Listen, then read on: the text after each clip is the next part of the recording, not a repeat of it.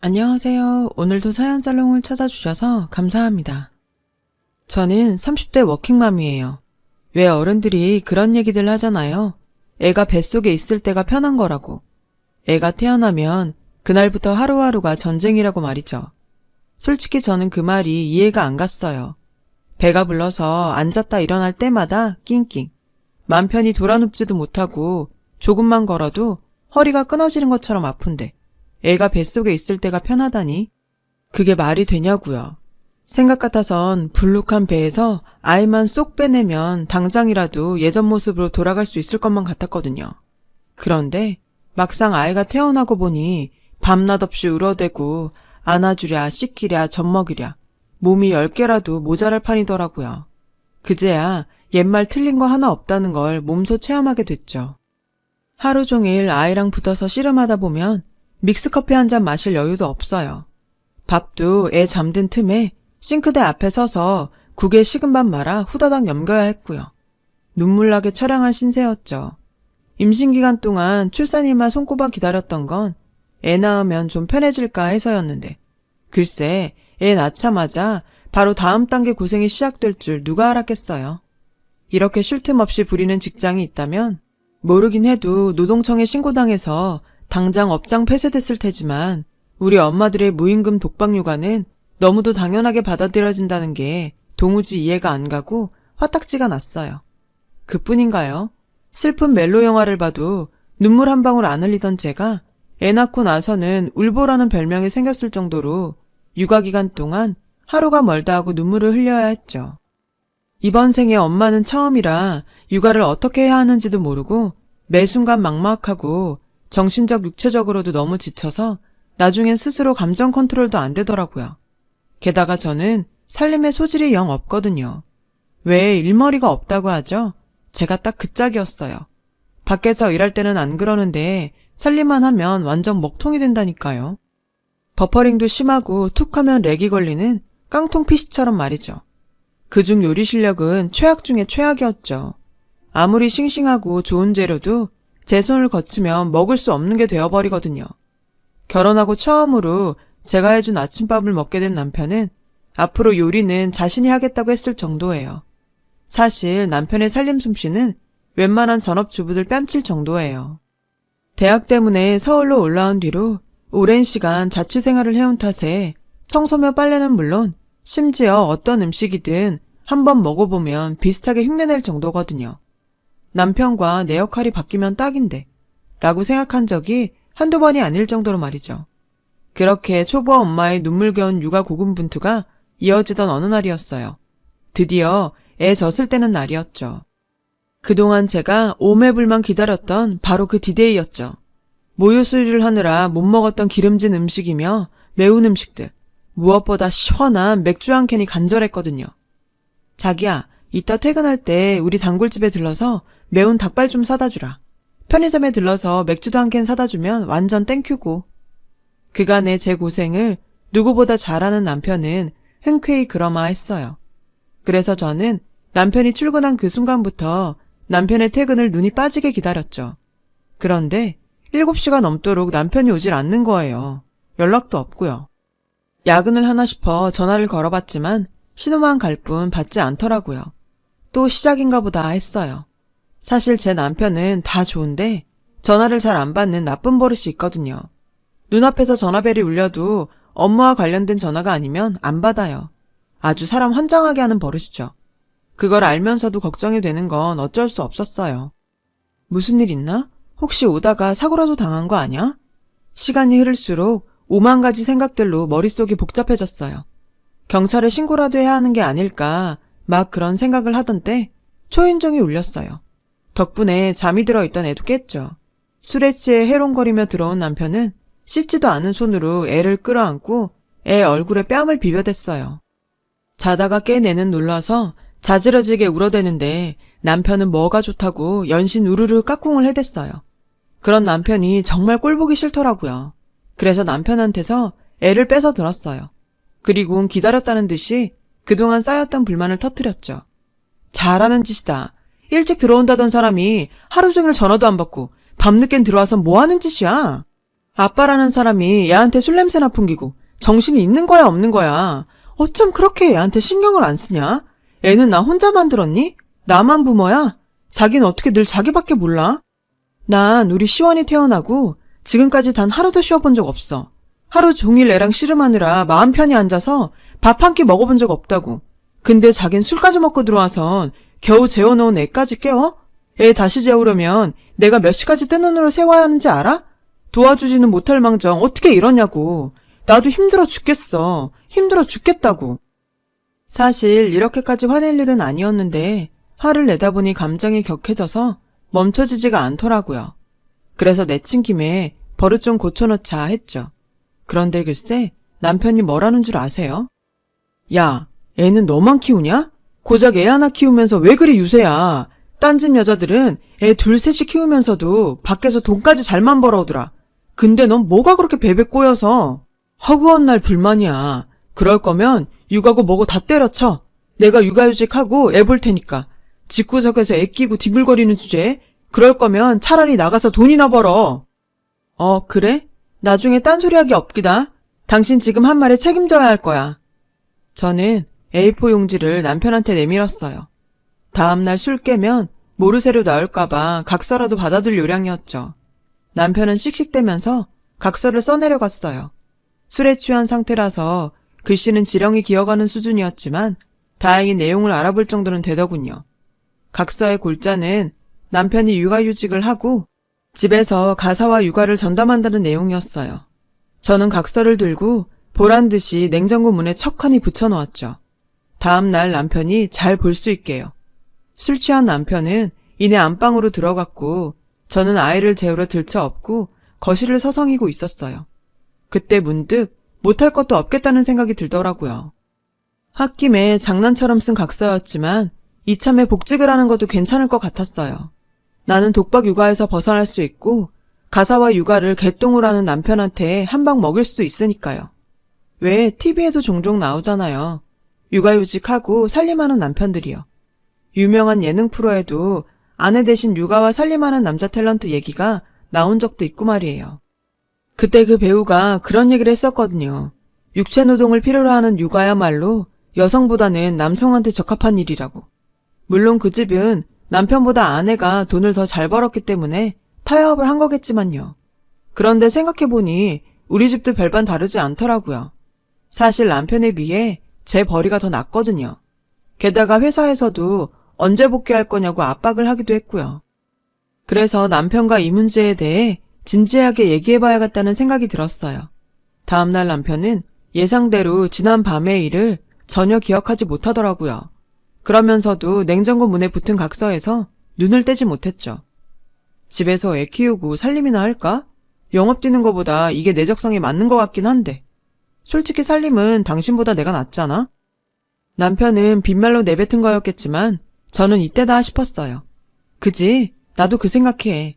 그래서 말인데 자기야, 이참에 자기가 육아휴직 내고 살림해보는 건 어때? 저는 남편 앞에서 피칭하는 심정으로 역할 변화에 대해 참고 자료까지 보이며 진지하게 설득에 나섰어요. 처음엔 장난처럼 받아들였던 남편은 현재 상황과 변화된 상황의 결과 비교를 보고는 눈빛이 변하기 시작했죠. 솔직히 나도 주변 시선만 아니라면 집에서 살림해보고 싶긴 해. 그게 내 적성에도 맞는 것 같고. 남편 마음이 흔들리기 시작했죠. 그날 이후 일주일을 고민하던 남편은 회사에 육아휴직을 신청하기로 했어요. 저는 남편의 휴직 신청에 맞춰 회사로 복귀할 준비를 시작했고요. 물론 시어머니는 엄청 반대를 하셨죠. 남사스럽게 어떻게 남자가 살림을 하냐면서 펄쩍 뛰시더라고요. 하지만 다행히도 시아버님께서 허락을 해주신 덕분에 결국 시어머님은 고집을 꺾고 말았어요. 저희 친정 부모님은 딱히 반대까지는 아니었지만 그래도 애는 엄마 손에 커야 맞지 않겠냐고 하시더라고요. 하지만 제 살림 솜씨를 익히 아시는 터라 반대까지는 안 하셨어요. 그렇게 저는 다시 회사로 복귀를 하게 됐고 남편은 전업주부로 업무 변경을 하게 되었답니다. 육아휴직을 마치고 다시 출근을 하던 날 어찌나 기쁘던지 하늘을 날 것만 같았죠. 그건 저만 그랬던 건 아니었어요. 적성에 맞지 않는 영업일을 해야 했던 남편은 실적 눈치도 안 보고 자신이 잘하는 살림과 육아를 하게 되어서 전보다 생기 넘치게 변했거든요. 저희 부부한테는 윈윈인 셈이었죠. 시간은 흘러 남편의 육아휴직 기간이 끝나갈 즈음이었어요. 지난 1년 동안 역할 변화에 만족스러웠던 탓에 남편의 복직이 꽤 아쉽더라고요. 게다가 남편마저 직장에 복귀하게 되면 아이를 어린이집에 보내야 하는데 아직 2살밖에 안 된 아이를 기간에 맡기는 게 마음에 걸렸어요. 그렇다고 애를 봐줄 사람도 없었고요. 나 이참에 그냥 회사 관둘까? 남편이 작정한 듯 먼저 얘기를 꺼냈어요. 솔직히 저도 내심 바라던 바였지만 회사를 관두라고 말하는 게 미안해서 말도 못 꺼내고 눈치만 보고 있었거든요. 당신 정말 후회 안 하겠어? 지금 경력 단절되면 나중에 재취업하기 힘들어질 텐데 정말 괜찮아? 남편은 당장 업무 복귀를 해도 힘든 건 마찬가지라며 관두는 쪽을 선택했어요. 그렇게 남편의 희생 덕분에 우리는 다시 평화로운 일상을 보내게 되었죠.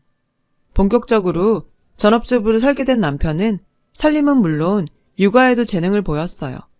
맘카페에 가입해 정보를 나누고 더 이상 안 쓰는 육아용품은 다른 집 엄마들과 교환해서 사용하며 알뜰한 생활을 했죠. 정기적으로 자신과 같은 살림남들과 모임도 갖고 외부 활동도 열심히 했어요. 4살 된 아이가 어린이집에 가면서부터 시간적 여유가 생기자 남편의 외부 활동도 더욱 활발해졌고요. 그러던 어느 날이었죠. 휴대폰이 망가져서 새 휴대폰을 바꾸러 매장에 갔다가 키즈폰을 보게 됐어요. 아이의 안전을 위해서도 그렇고 전화를 잘 안 받는 남편을 대신해서 비상시 연락용으로 하나 사두면 좋겠더라고요. 그래서 목걸이형으로 사다가 아이 목에 걸어주었죠. 딸애가 좋아하는 애니메이션 캐릭터가 그려져 있어서 말 안 해도 아이는 늘 목에 걸고 다니며 좋아했어요. 남편은 굳이 전자파가 나오는 휴대폰을 애한테 왜 사줬냐고 한 소리 했지만요. 살림에 재미를 붙인 남편은 살림과 육아를 하면서 느낀 것들을 블로그에 일기 형식으로 올리기 시작했어요. 그게 입소문을 타서 인터넷상에서 남편은 육아남으로 꽤 인기를 얻었죠. 덕분에 동네에서는 유명 인사가 따로 없었어요. 그러다 보니 남편은 집을 비우는 날이 점점 늘어갔죠. 심지어 주말에 가족여행도 마음대로 못 갈 정도로 남편은 바빴어요. 남편이 바빠지면서 아쉬운 부분도 있었지만 그래도 자신의 영역에서 나름 자리를 잡고 있는 남편을 보니 그동안 미안했던 마음이 조금은 가시더라고요. 남편이 자랑스럽기도 했고요. 내심 남편한테는 늘 미안했거든요. 세상에 어떤 남편이 아내가 사회생활 하도록 자진해서 살림과 육아를 맡아주겠어요. 그런 면에서 저는 복받았다고 생각했어요. 남편의 더러운 이면을 보기 전까지는요. 툭하면 밖으로 도는 남편을 의심하게 된 건 딸아이의 입에서 나온 의문의 동네 이모 때문이었어요. 누구? 동네 이모? 그게 누군데? 딸아이가 동네 이모에 대해 얘기를 시작한 건 3개월 전쯤이었어요. 제가 모르는 헤어핀을 하고 있길래 아빠가 사준 거냐고 물었더니 동네 이모가 사줬다고 하지 뭐예요. 그래서 남편한테 동네 이모가 누구냐고 물었더니 맘카페 회원이라며 대수롭지 않게 말하더라고요. 남편이 여자들 사이에서 활동하는 걸 알기에 그런가 보다 하고 넘어갔어요. 그런데 그 이후로도 딸아이 입에서 동네 이모 이야기가 너무 자주 등장하는 거예요. 오늘 뭐하고 놀았냐고 물어보면 동네 이모네 가서 오빠하고 놀았다고 하고, 오늘 뭐 먹었냐고 물어보면 동네 이모네 가서 피자 시켜 먹었다고 하는 식이었죠. 아무래도 이상해서 하루는 반차를 내고 일찍 집으로 돌아왔어요. 역시나 남편과 딸애는 집에 없더군요. 딸의 키즈폰으로 위치 추적을 해보니 건너편 아파트 놀이터로 찍히더라고요. 그래서 가보니 딸애가 비슷한 또래의 사내 아이와 놀이터에서 놀고 있었어요. 하지만 둘러봐도 남편은 보이지 않았죠. 딸애한테 아빠는 어딨냐고 물었더니 이모네에서 쿠키를 굽고 있다더라고요. 그래서 딸애와 함께 그 집으로 가려고 했더니 사내 애가 앞을 막아서지 뭐예요. 4시 전에는 집에 들어오지 말랬다나요? 순간 불길한 생각이 들었어요. 그래서 딸애한테 그동안의 행적을 물었어요. 딸애의 말을 통해 추론해보니 남편의 외도는 거의 확실했어요. 단지 물증만 없을 뿐이었죠. 한참을 설득한 끝에 저는 사내 아이를 통해 현관 비밀번호를 알아냈어요. 아이들에게는 어른들끼리 할 얘기가 있으니 놀이터에서 놀고 있으라고 했죠. 그리고는 그 여자 집으로 향했어요. 이런 상황은 처음이라 어떻게 대처를 해야 할지 모르겠더라고요. 일단 증거를 남겨야 한다는 생각으로 휴대폰을 동영상 모드로 맞춰놓고 현관 번호키를 눌렀어요. 집 안에 들어가 보니 남편도 이모라는 여자도 보이지 않았어요. 그때였죠. 안쪽 방에서 여자 신음소리가 들렸어요. 그 소리를 듣자 사시나무 떨리듯 다리가 후들거리더라고요. 비록 의심은 했지만 짐작했던 상황이 눈앞에서 벌어질 줄은 몰랐거든요. 심호흡을 하곤 떨리는 손으로 문고리를 돌렸어요.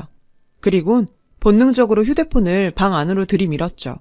그러자 침대 위에서 남편과 뒤엉켜 있던 여자가 제 등장에 귀신을 본 사람처럼 깨악깨악 소리를 질러댔어요. 여보.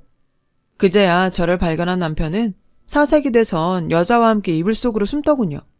저는 주방으로 가 정수기에서 뜨거운 물을 한 바가지 퍼다가 이불에 뿌렸어요. 그러자 남편과 여자가 비명을 지르며 이불 밖으로 튀어나오더군요. 저는 그 모습을 놓치지 않고 동영상으로 남겼어요. 당신 뭐야? 왜 남의 집에 와서 행패야? 이거 명백한 주거침입이야? 여자는 제게 눈을 흘기며 발악하더군요. 당장이라도 경찰을 부르겠다며 엄포를 놓으면서요. 그렇게 해. 할 수 있으면. 볼만하겠다. 경찰들도 간만에 눈요기 좀 하겠네. 발정난 개들도 아니고 이러고 싶니? 환한 대낮에 애들은 놀이터에 방치해두고 부모란 것들이 이런 짓거리를 하고 싶냐고. 니들 오늘 어린이집 사정상 애들 일찍 마친 건 알고 있니? 니들 즐기느라 애들은 안중에도 없지? 어린이집에서 2시간 일찍 도착했는데도 니들이 4시까지 집에 들어오지 말라고 해서 놀이터에서 시간 때우고 있더라. 애들한테 쿠키 구워준다고 했다며? 니들은 쿠키를 홀딱 벗고 침대 위에서 굽냐? 이 더러운 것들아. 애들한테 니들 먹일 쿠키 굽는다고 방해하면 안 된다고 했다며. 그런데 애들이 그 말을 정말 믿었을까? 이 멍청한 것들아. 이미 애들은 니들이 집에서 뭐 하는지 다 알고 있어. 니들이 어떤 사이인지, 왜 자기들을 밖에서 놀게 하는지 이미 다 알고 있다고. 그 어린 것들한테 니들이 무슨 짓을 했는지 알기나 해? 이 시궁창 쓰레기 같은 것들아. 적어도 니들이 부모라면 이런 더러운 짓거리에 애들은 끼어넣지 말았어야지. 애들한테는 절대로 들키지 말았어야지. 어떻게 애들을 니들 방패로 이용해? 그제야 여자는 하얗게 질린 얼굴로 주저앉았어요. 남편도 2 손으로 얼굴을 감싸주더군요.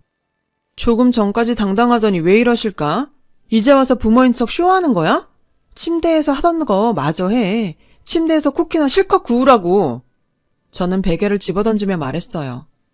여보, 내가 잘못했어. 당신은 못 믿겠지만 오늘이 처음이었어. 정말 처음이었다고. 내가 잠깐 미쳤었나 봐. 실수였어. 그러니까 제발 한 번만 용서해주라. 남편은 무릎까지 꿇고 앉아 싹싹 빌며 용서를 구했어요. 반면에 여자는 어차피 이렇게 된 거 막 나가기로 했는지 아무 일 없었다는 듯 뻔뻔한 얼굴로 옷을 걸쳐 입더군요. 처음 같은 소리하고 자빠졌네. 지난 4월부터 지금까지 스쿨버스가 이 아파트에서 내려줬다고 시원이가 그러더라. 스쿨버스 기사한테도 확인했어. 적어도 니들은 3개월 이상 이 집에서 이런 짓거리를 해왔던 거야. 관리실에 말해서 CCTV 확인하면 다 나오는데 어디서 개수작이야. 내가 네 거짓말에 한두 번 속니? 회사에서 영업 실적 못 올려서 잘려놓군. 그간 육아휴직했다고 속인 거 알면서도 너 인생 불쌍해서 눈 감아줬어. 언젠가 아버님이 울면서 전화하셨더라. 네가 회사 잘리고 받은 퇴직금으로 매달 월급인 척 통장에 돈 넣는 꼴 더는 못 보겠다고. 너 회사 관두고 나서 내가 왜 퇴직금 얘기 안 꺼냈는지 모르겠니? 네가 퇴직금을 펀드에 묻어두겠다고 되도 않는 거짓말할 때 왜 내가 아무 말도 안 했는지 모르겠냐고. 그거 다 아버님 얼굴 봐서 참아준 거야. 돈은 못 벌어도 자식한테는 괜찮은 아빠로 남으라고 배려해준 거라고. 근데 이렇게 배신을 때리니? 어디 가서 돈백도 못 벌어오는 주제에 내가 벌어다 준 돈으로 2년 치마 속에서 히히덕거리니까 좋았니? 말해봐 이 쓰레기 같은 놈아. 그리고 너도 똑똑히 들어. 네가 내 가정을 개박살려놓고 네 가정은 무사할 거라고 생각했다면 오산이야. 오늘 찍은 이 동영상 니네 남편한테 그대로 보낼 거거든. 그리고 또 하나, 맘카페에 니들 행각 하나도 빠짐없이 올려서 대한민국 어디서도 얼굴 못 들고 다니게 할 거야. 어디로 이사를 가든 끝까지 쫓아가서 평생 고개 못 들고 살게 해줄 테니까. 그제야 상황 파악이 됐는지 여자는 제 다리를 부여잡고 제발 용서해달라고 싹싹 빌더군요. 동네 이모란 여자의 소름 끼치는 모습에 저는 발로 걷어차곤 밖으로 나왔어요. 그리고 그 길로 딸애를 데리고 집으로 들어와 현관 비밀번호를 바꿨어요. 뒤따라온 남편은 문 밖에서 벨을 누르며 용서를 빌다가 앞집 아주머니의 신고로 경비 아저씨 손에 끌려 쫓겨났고요. 저는 그간의 일상들과 상간녀의 신상을 맘카페에 올렸어요. 그랬더니 그 여자의 전적이 하나둘 나오는데 아주 상습범이더라고요. 부부는 닮는다고 그 여자 남편놈도 똑같은 인간이라서 서로 맞바람을 피고 다닌다나요. 그 여자가 저한테 현장을 들키고도 뻔뻔했던 이유가 그거였던 거죠. 지금까지 그랬던 것처럼 말이에요. 결국 상간녀의 아이는 어린이집에서 퇴출당했고 아파트 단지 내에서도 불륜 소문이 쫙 퍼져서 쫓겨나다시피 이사를 나갔다고 하더군요. 저는 상간녀한테 위자료를 받아냈고요. 아, 남편과는 이혼을 했어요. 양육권과 친권을 제가 갖는 조건으로요. 양육비는 남편이 아직 직업이 없어서 보낼 형편이 안 되는 관계로 대신 집으로 받아 월세를 내놨어요. 대출금이 줄줄이 달려있는 탓에 월세는 고스란히 대출금으로 들어가지만요. 그래도 8년 뒤엔 온전한 제 집이 되겠죠. 현재 저는 아이를 데리고 친정에 들어와 살고 있어요. 부모님께서 딸아이 육아를 도와주셔서 전보다 편하게 직장을 다니고 있어요. 나이 드신 부모님한테 애를 맡기는 게 죄송해서 생활비 외에 용돈도 드리고 있지만 그래도 늘 죄송하네요. 하지만 지금의 제 선택에 후회는 없어요. 아마 딸아이도 나이가 들면 제 선택을 이해해 주리라고 믿어요. 참고 사는 것만이 미덕이 아니라는 걸 딸아이도 잘 알 테니까요. 이렇게 털고 나니 제 마음도 더 홀가분합니다.